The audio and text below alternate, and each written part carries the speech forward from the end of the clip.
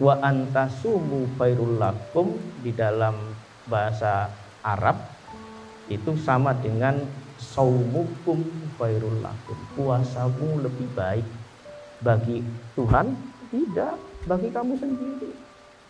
Sama seperti ibu tadi. Nak, kerja kerasmu membantu ibu cuci piring, merapikan tempat tidurmu sendiri, itu nanti akan bagus bagi kamu, bukan bagi ibu. Karena kamu nanti jadi istri juga, nanti jadi ibu juga, misal. Gitu loh. In kuntum taklamun, sayangnya kamu tidak tahu sehingga kamu memilih selalu mencari-cari alasan dengan santai. Misalnya sakit sedikit muka, lungo sithik muka, malah lungane disengaja supaya entok muka. Nah itu sido. Jadi kita mau ke andragogi apa pedagogi? Kok jadi abot ya? Baru sampai di sini gitu. Baru sampai di sini sudah mulai kok abot ya? Nggih.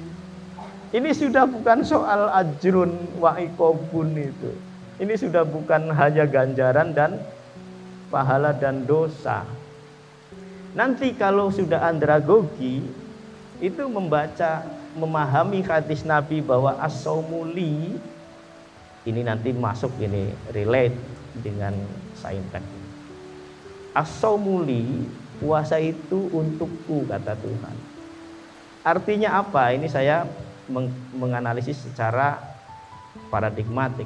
Artinya puasa itu bukan untuk kamu.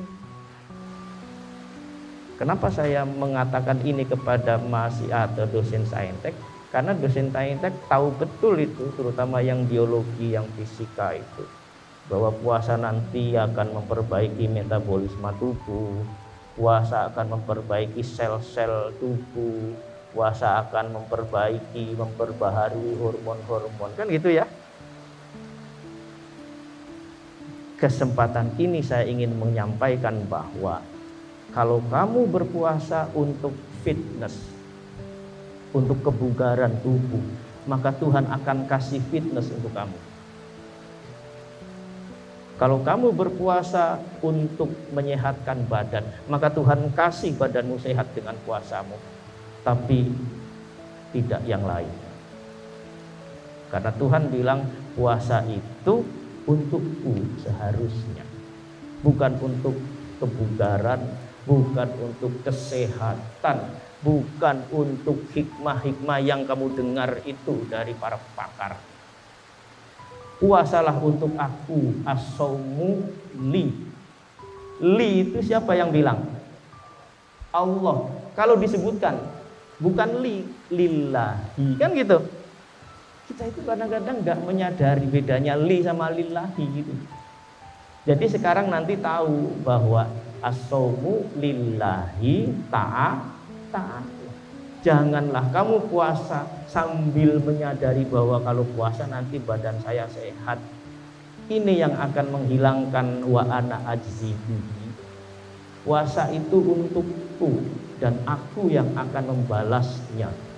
Tapi kalau kamu puasa untuk kebugaran badanmu, maka aku akan memberimu kebugaran itu, karena itu motif puasamu. Produktisme ya. Jadi ayo hari ini hari terakhir kita menata hati. Puasa itu berat, maka kita betul-betul harus bersiap jihad. Makanya disebut jihad melawan diri sendiri. Dan itu berat. Karena urusannya bukan dengan orang lain. Yang tahu itu betul-betul saya sendiri. Gak ada pikiran itu orang lain tidak akan tahu. Saya bepergian, saya batal lah. Yang tahu kamu sendiri apa iya kamu bepergiannya itu memang urgent, yang syar'i, bepergian yang diperbolehkan untuk membatalkan. Kamu sendiri yang tahu. Ya tapi kan di dalam fikih yang penting jaraknya segini. Iya, itu kan fikih untuk norma secara umum. Kan kita katanya pengen naik kelas tadi. Jadi, mana ada orang mati karena sakit, karena berpuasa. Berpuasalah. Berpuasalah, jangan kamu batalkan meskipun kamu bepergian. Kenapa? Yang saya pegang adalah wa antasumu khairul lakum in kuntum ta'lamun. Dan puasamu meskipun sulit, meskipun berat, itu baik bagi kamu.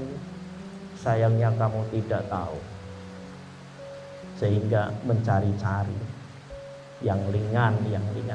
Di ayat berikutnya disebutkan yuridullahu bikumul yusra. Tuhan ingin kamu yang gampang, yang mudah, yang ringan.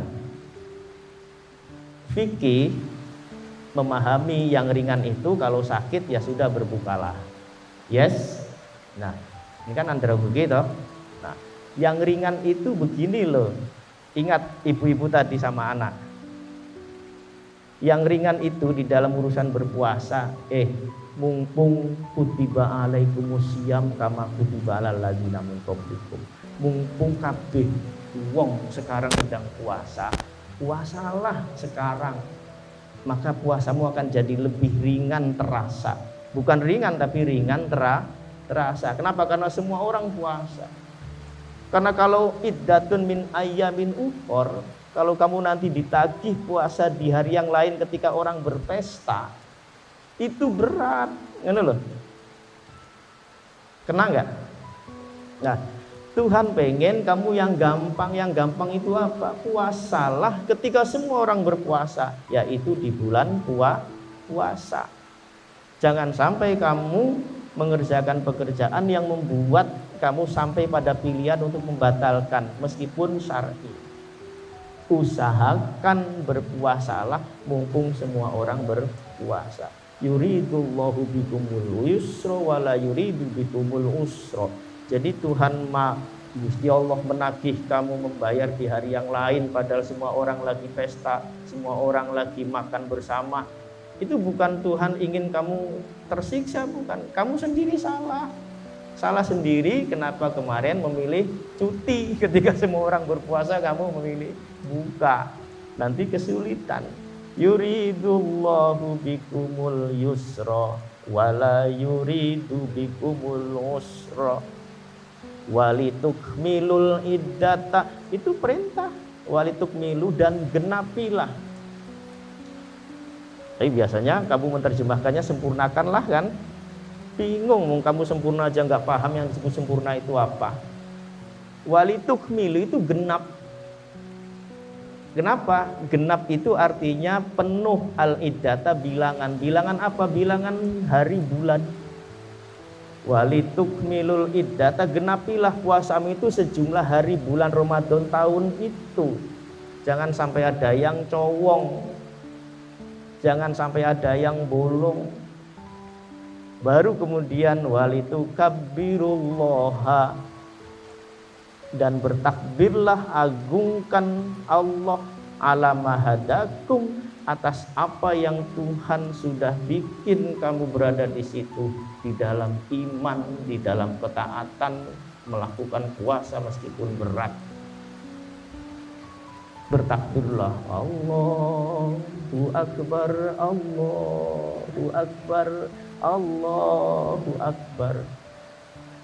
Walitukabbirullaha ala mahadakum wala'allakum tashkurun. Siapa tahu kamu orang yang bersyukur sehingga mau mengerjakan keberatan-keberatan tadi. Karena kalau kamu bukan makhluk yang bersyukur, pengen enak itu, ini loh. Jadi wala'allakum tashkurun. Karena hanya orang-orang yang bersyukur yang mau melakukan kewajiban berat itu dengan genap, tidak tergoda sampai batas kemampuannya. Karena Gusti Allah jelas tidak pernah menagih, menuntut kita mengerjakan jika di batas, di atas, di luar kemampuan kita. Saya kira ia meskipun banyak ngegasnya ya, tapi memang menurut saya ini juga penting untuk menjadi bekal kita, karena jangan sampai kabar bahwa berpuasa itu menyenangkan itu lalu kemudian memalingkan perhatian kesadaran rohani dan spiritual kita menjadi orang yang berpuasa dengan sakmadyo, dengan seadanya, dengan sesantai-santainya. Banyak sekali godaan-godaan untuk itu. Oleh karena itu, ayo kita sendiri yang menentukan kamu mau masuk kelas andragogi atau kelas pedagogi. Jadi jangan meri, tapi kamu juga jangan memaksakan orang bahwa enggak harusnya kamu begini, tidak. Karena Kanjeng Nabi juga mengurusi umatnya dari berbagai kategori. Sehingga sejak dulu ajaran-ajaran itu selalu disampaikan dengan hitung-hitungan. Barang siapa mengerjakan satu kebaikan, pahalanya 10. Itu motivatif, bersifat motivasional. Jadi bukan hanya soal ilmu teologi bahwa Tuhan itu maha pemurah, bukan Tuhan itu hanya maha kasih, tapi ini soal dakwah supaya yang pedagogi ini juga merasa nyaman di dalam mengerjakan performansi religi.